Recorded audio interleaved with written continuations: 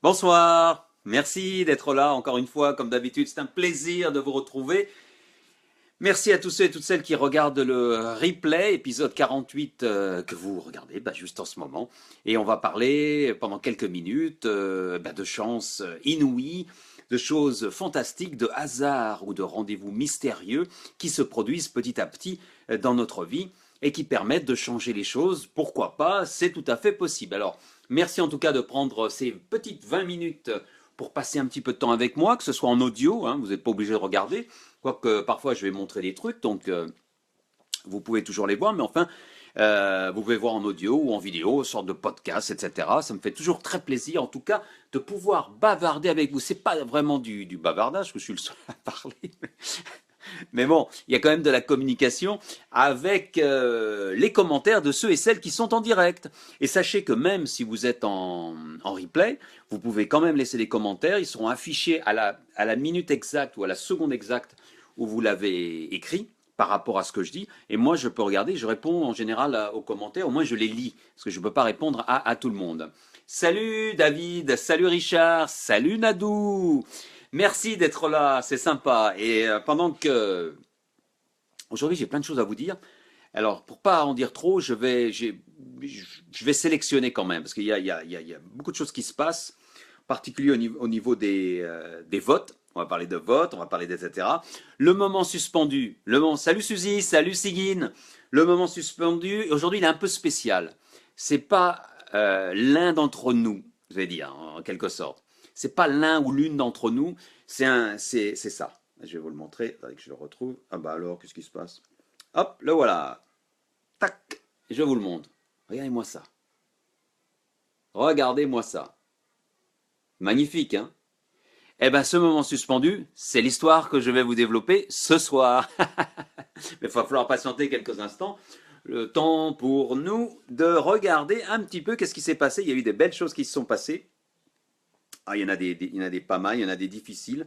J'ai bien aimé celle-là. Je ne sais pas si vous l'avez vue. Elle m'a fait bien rire celle-là. Voilà. Je ne sais pas si vous l'avez vue celle-là. C'est Mona Lisa.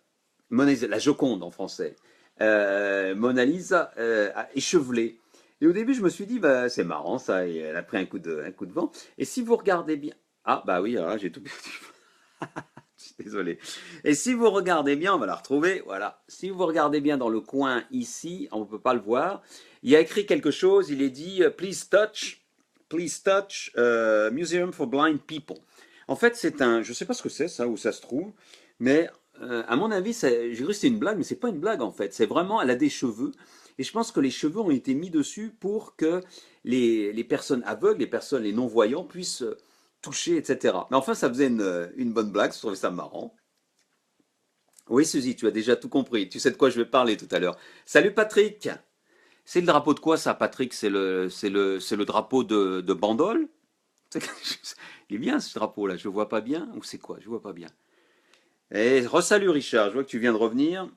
Et donc voilà pour la Joconde. Il y en a eu des pas mal quand même aujourd'hui, hein. Alors, je vous avais parlé hier de Juppé, le jeune Juppé. Et celle-là, vous vous rappelez, c'était Nadou qui avait partagé ça. Ah, il n'est pas rangé là sur la photo, hein.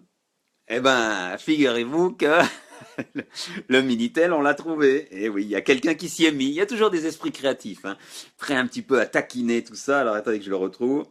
Et elle est géniale, elle est géniale. Voilà. 36-15 prix unique, mes courses en ligne. Et ça, c'est Juppé lorsqu'il était jeune, hein. Et c'est un vrai Minitel, hein. À l'époque, waouh, il fait le fier, hein, il fait le beau, hein. C'était avant qu'il fasse des détournements d'argent. Chut. Ah, ou peut-être c'était même à cette époque d'ailleurs. Ouais, c'était. Allez savoir. On me dirait que c'était pas des valises de millions d'euros. Enfin, allez savoir, allez savoir. En tout cas, c'est bien. Continue comme ça, Juppé. C'est bien. Tu vas rien changer. Tu vas rien changer. Tu vas t'en mettre plein les fouilles pendant 5 ans et c'est tout. Alors, sinon, au niveau des politiques, des politiciens, on va passer aux États-Unis avec Trump.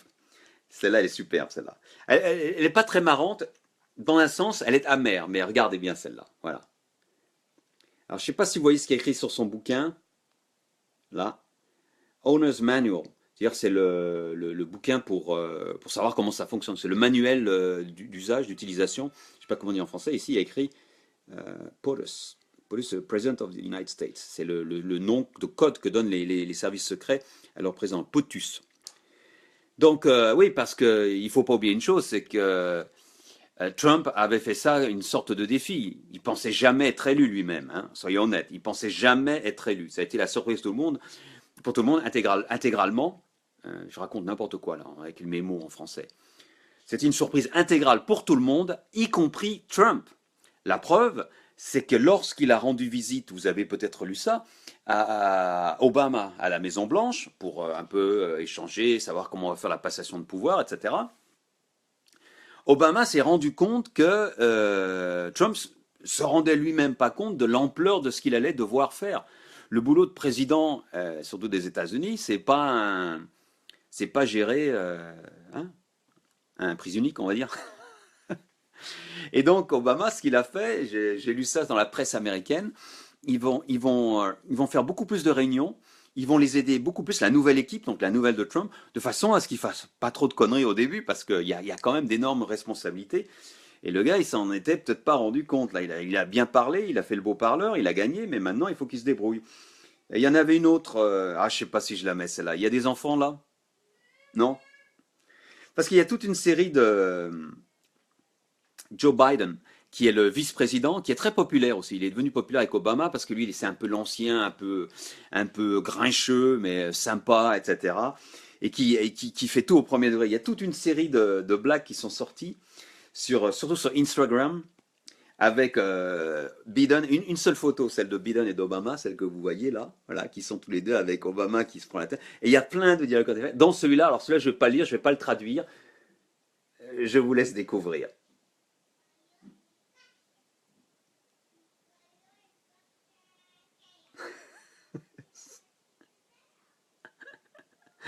Avec la photo, ça va super. Voilà, je traduis pas, je vous laisse lire, hein. Et il y en a toute une série, il y en a plein d'autres qui sont avec la même photo, mais c'est super. Ah, ça m'a fait passer un bon moment aujourd'hui, etc., etc. Alors, on a fait ça.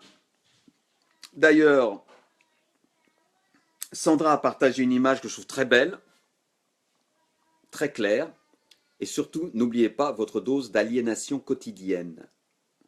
C'est bien fait ça. Vous voyez les noms qui ont été changés, l'aberration, TF rien, BFMWC, la chaîne météo, l'Express, le pion. C'est bien fait ça. Oui, Richard, mode d'emploi. Ouais, c'était ça, c'était le mode d'emploi. C'est le mode d'emploi de Dummy's Guide hein, pour gérer une république. Salut Mercedes, tu vas bien? Sympa d'être là. Alors, il y en a d'autres encore. Bon, on va pas tout faire non plus, mais celle-là, elle est jolie, celle-là. Celle-là, Fussoir. Fussoir, c'est une page Facebook qui est très très bonne, qui a d'excellentes blagues. Voilà, Fussoir. Eh, tu sais c'est où la pharmacie? Alors, vous prenez à droite, puis à droite, puis à droite, puis encore à droite, et vous revenez me le demander en disant bonjour et merci monsieur. Elle est bonne celle-là, hein. Plus, moi j'écoute RTL dans la voiture. Ah bon, bah, d'accord, Dominique. Elles sont bonnes. Et bon, je crois que c'est tout. On a fait. Ah oui, il y avait. Hier soir, je vous ai parlé de Matou. C'était hier soir? Ouais, Matou. Vous savez, cette dessinatrice qui est géniale, qui a une page sur Facebook. Je vous recommande sa page. Sa page s'appelle Crayon d'humeur. Allez-y. Elle en a sorti celle, je crois que c'est celle du jour. J'ai vraiment adoré. Et là, je l'ai mise, non pas parce que ça va plaire à tout le monde, mais ça va plaire aux parents, comme moi. Parents qui ont des jeunes enfants. Vous allez adorer celle-là. Alors, excusez-nous pour l'instant. Voilà. Il n'y a pas de mère parfaite, il n'y a que des mères qui se font mousser. Regardez la mère ce qu'elle dit. Il mange que du quinoa, jamais de Nutella ni de chocolat. Il n'a jamais fait de cauchemar.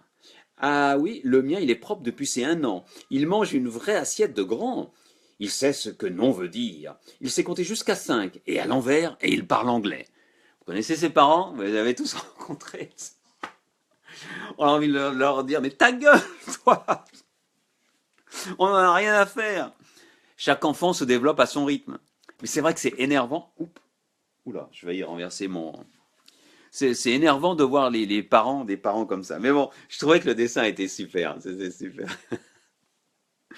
Ouais, c'est pas la course, hein, l'apprentissage. Excellent, fuis-moi. Dominique Matou, c'est la meilleure. Oui, elle est vraiment, vraiment, vraiment superbe. Ah, une encore sur Trump, sur sa femme. Là, je vais la traduire, celle-là. Ah, j'essaie. Ah, bah, c'est bizarre ça, tiens. Ah, je l'ai pas. Ah, je l'ai pas mise à l'envers, donc je peux pas vous la mettre. Désolé, je vais pas vous la mettre parce que je l'ai pas retournée. Faut que vous puissiez la voir. Non, bah tant pis. Eh ben, on s'arrête là. C'est fait. Elle était bien. Bah, je la passerai, je vous la passerai demain, celle de Mélania. Sa femme. Ok, bah très bien. Alors, il y a aussi, je sais pas si vous avez vu passer. Moi, je vais boire un petit peu parce que il y a un article, je crois que c'est dans le HuffPost, le Huffington Post français, de Mathieu Kassovitz, que j'ai pas encore partagé, mais que je vais partager. Vous savez que je vous ai expliqué toujours, je vais dire comment je vais voter l'année prochaine. Je trouve que c'est un vote hyper important. C'est peut-être le vote le plus important de ce début de siècle, vraiment. Et je crois qu'il faut prendre ses responsabilités. Alors, prendre ses responsabilités, je vous avais dit, en votant pas, c'était pas bien. Maintenant, je me suis en train de me dire que je vais voter blanc. Et puis maintenant, je suis en train de changer. Je vous ai expliqué, résumé des épisodes précédents. Je vais sans doute voter pour une action. Même pas une idée, pour une action. Et l'action qui me plaît en ce moment, c'est l'idée de provoquer une constituante, une assemblée constituante, pour changer la constitution et passer en sixième république et d'avoir une démocratie participative, un peu plus participative de la part de ses citoyens, c'est-à-dire nous, et pas laisser le pouvoir à une oligarchie politique comme ça se passe en ce moment, parce que si on ne fait rien, ça sera peut-être Juppé, Macron, je ne pense pas qu'il passe, ce sera Juppé, il ne va rien changer dans les 5 ans qui viennent, et ça ne changera jamais, jamais, jamais, sauf si on provoque une révolution sanglante. Et moi, j'ai pas envie qu'il y ait de révolution sanglante en France. Vous avez envie, vous, d'avoir les rues, une insurrection, des gens qui se battent, des pillages. On a vu ça pas loin d'ici. Hein. Dans les années 90, il y a eu, quand la Yougoslavie a éclaté, c'était pas beau à voir. Hein. C'était triste ce qui s'est passé, vraiment triste. Et donc, on n'a pas envie de voir ça dans notre pays. On sait que les Français, on le sent chaud. On rumine, on rumine, on rumine, on râle, et puis un jour, ça éclate. Donc, plutôt que ça éclate, moi, je préfère qu'on agisse en votant entre guillemets, intelligent. Et Mathieu Kassovitz a apporté une pierre. Alors, il y a eu Mélenchon, il y a eu Alexandre Jardin, avec son système de maison des citoyens. Mais la maison des citoyens, c'est bien. Mais ce que je voudrais savoir de la part d'Alexandre Jardin, c'est qu'est-ce qu'il va faire avec ça? Qu'ils nous disent pas de voter pour Macron ou etc. Ça sert à rien à ce moment-là. Ça sert à rien. Par contre, Kassovitz propose quelque chose, je ne vais pas trop en parler ce soir, je vais le plus le développer parce que j'ai besoin de faire des recherches pour bien comprendre ce qu'il veut faire. Il veut faire une assemblée constituante. Il veut faire une assemblée constituante et pour ça, il voudrait désigner une personne qui promet d'être président, élu président, et ensuite de changer la constitution. C'est un petit peu ce que veut faire Mélenchon. Il a dit qu'il changerait la constitution, mais Mélenchon, il a quand même ses idées qu'il veut mettre. Il veut placer ses idées. Il a promis de résigner, comment on dit en français, résigner, resign, de rendre son mandat. Salut Irène, salut Claude. Lorsqu'il sera élu et qu'il serait passé, donc la constituante passerait à la sixième République. Mais bon, quand on y est, hein, c'est bon. Par contre, un candidat lambda, quelqu'un de sérieux, mais on sait qu'il va pas rester, ça serait peut-être une bonne solution. Et ça m'a plu. Donc, j'ai pas encore lu l'article de fond en comble. C'est mon ami, comment il s'appelle, Bertrand, qui m'a fait passer cet article parce qu'il sait que je m'intéresse beaucoup au vote de la présidentielle, et vous aussi, et vous devriez, même si ça m'intéresse, parce que moi, je vais vous dire, ces dernières années, je m'y intéressais pas du tout. Alors, rien du tout, j'en ai rien à faire parce que je savais que ça changerait rien. Mais là, ça suffit. Ça suffit. On peut pas continuer comme ça. Regardez ce qui se passe aux États-Unis, quelqu'un qui arrive comme ça par hasard et qui dit bah tiens, pour plaisanter, finalement, il devient président. Mais en France, ça peut pas se produire ce genre de choses. Ça sera toujours un gars de l'oligarchie, un gars qui va pas changer les choses. Et pour les changer, c'est peut-être la solution. Allez, on en reparlera. On en reparlera plus en profondeur dans les jours qui viennent. Continuez à regarder les replays et je vous dirai de toute façon pour qui je voterai en avril et en mai 2017. Ça, c'est sûr et certain. Et si vous n'êtes pas inscrit, inscrivez-vous sur les listes électorales pour faire la liaison, hein, c'est joli. Inscrivez-vous parce que c'est important aussi. Alors, aujourd'hui, on va parler d'un garçon un Anglais. Alors, c'est un Anglais qui, pendant son enfance, avait une passion. Il a la passion de dessiner, bon, bah ça, c'est beaucoup d'enfants, hein, mais de dessiner des figures géométriques, c'est-à-dire des triangles et des carrés, de faire des sortes de jolies figures comme ça. Et il faisait ça à longueur de journée sur ses feuilles de papier, au lieu d'étudier, mais enfin il étudiait quand même, etc. Et en grandissant, c'est une passion qui lui est restée, donc de gribouiller comme ça ces dessins géométriques quelque peu originaux, et de continuer. Alors, bien sûr, dans sa famille, on lui a dit, mais c'est joli ça, c'est un joli passe-temps, mais étudie, hein, tu as besoin d'un diplôme. Alors il a suivi ce qu'a dit ses parents. Il s'appelle Simon. Et Simon a passé son bac, je ne sais pas comment ils appellent ça en Angleterre. Ensuite, il est allé à Oxford, une bonne université. Il est sorti d'Oxford avec un diplôme d'ingénieur. Donc, il est rentré dans une boîte où il faisait l'ingénieur et il s'ennuyait terriblement. Sa seule passion, à côté de faire ses petits dessins, qui était plus un hobby qu'autre chose apparemment, c'était de faire de la course d'orientation. Il adorait ça. Faire de la course d'orientation. Vous connaissez les courses d'orientation, une boussole, vous courez, vous devez trouver des points, poinçonner, etc. Et ça se fait dans la nature. Il adore la nature. Et donc, il réfléchit, et puis finalement, il en a marre de son boulot d'ingénieur, et il décide de de travailler dans le domaine de la course d'orientation. Alors moi, je savais même pas qu'il y avait des boulots, mais si, il y a du boulot. La course d'orientation, il n'y en a pas beaucoup. Il faut plutôt être bon, et il était bon en course d'orientation. Il devient vérificateur de cartes de course d'orientation, et même rectificateur de tracé. Je ne sais pas comment on dit exactement, mais voilà en gros ce qu'il faisait. Et il continue dans cette passion, etc. Mais la passion, c'est bien, mais un jour, on a parfois des problèmes, et il lui arrive un problème. Qu'est-ce qui lui arrive? Il a mal aux pieds. Et oui, les courses d'orientation, ça monte, ça descend, ça monte, ça descend, c'est très difficile. D'ailleurs, tiens, je vous parlerai d'une histoire formidable avec d'une Népalaise à propos de courir en montant et en descendant. Ce ne sera pas aujourd'hui, ce sera sans doute, ça sera demain, je pense, normalement. Et donc Simon doit s'arrêter, faire un arrêt, une sorte d'arrêt maladie, parce que ses pieds sont en mauvais état. Et il est en vacances, enfin il avait acheté un petit appartement aux Arcs, dans Savoie, vous savez. Pendant l'hiver, il aime bien la neige. Et il est dans son appartement des Arcs. Il est à son balcon et sous le balcon, il y a un lac gelé et couvert de neige. Et il lui prend une idée. Il dit tiens, est-ce qu'il avait vu des enfants, vous savez, les enfants qui font des dessins dans la neige, etc. Et je dis tiens, je vais peut-être aller faire un dessin moi aussi dans la neige. Comme il peut pas courir, il est bloqué là. Il va dans la neige et il commence à dessiner une étoile toute simple. Et quand il rentre chez lui, il monte au balcon, il regarde au balcon, il dit waouh, c'est pas mal ça rend bien ça, ces étoiles dans la neige. L'étoile, il neige pendant la nuit, et le lendemain, Simon, il remet ça. Et Simon, il se dit là, je vais faire une étoile un peu plus compliquée. Alors, il étudie son truc, il est ingénieur, donc il sait comment faire avec les formes, il est bon en boussole parce qu'il c'est un expert en course d'orientation, et donc il commence à faire un truc un peu plus compliqué. Et il regarde de son balcon, quelques heures plus tard, waouh, ça jette. Il est content de lui. Et non seulement il est content de lui, mais il y a d'autres personnes qui lui disent bah, c'est vous qui avez fait ça. Ouais, bah, c'est joli, c'est magnifique ça. Et ça commence comme ça. Le bug de dessiner des formes géométriques, plus ou moins géométriques, dans la neige, prend Simon. Alors au début, il le fait par passion, parce qu'il aime ça, il a toujours aimé dessiner. Il continue son travail dans le domaine des cartes pour les courses d'orientation, mais très vite, il change de métier. Oui. Il devient un professionnel du dessin sur la neige pour les stations de ski. Ça paraît incroyable, mais si. Et non seulement, il a commencé en 2004, mais non seulement il développe ça, mais en plus, il en fait donc, alors je suis en train de rechercher, là j'ai perdu ma page complètement, il en fait donc quelque chose qui lui permet de manger. J'ai entendu mon un. Il était joli mon un. Je ne sais pas ce que ça veut dire un. Voilà. Et voilà ce qu'il fait. Je vous l'ai montré celle-là en moment suspendu tout à l'heure. Regardez-moi ça, c'est magnifique. Voilà le travail de Simon. Et comment il fait ça?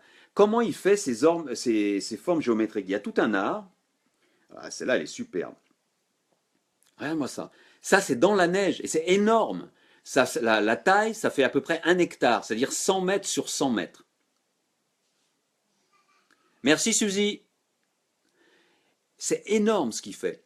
Ça lui prend une dizaine, 10 à 12 heures, et il fait ça en une fois. Et les seuls moments où il s'arrête, bah, c'est quand la nuit tombe ou alors qu'il en peut plus parce que bah, il faut bien qu'il mange, il faut bien qu'il fasse des pauses, etc.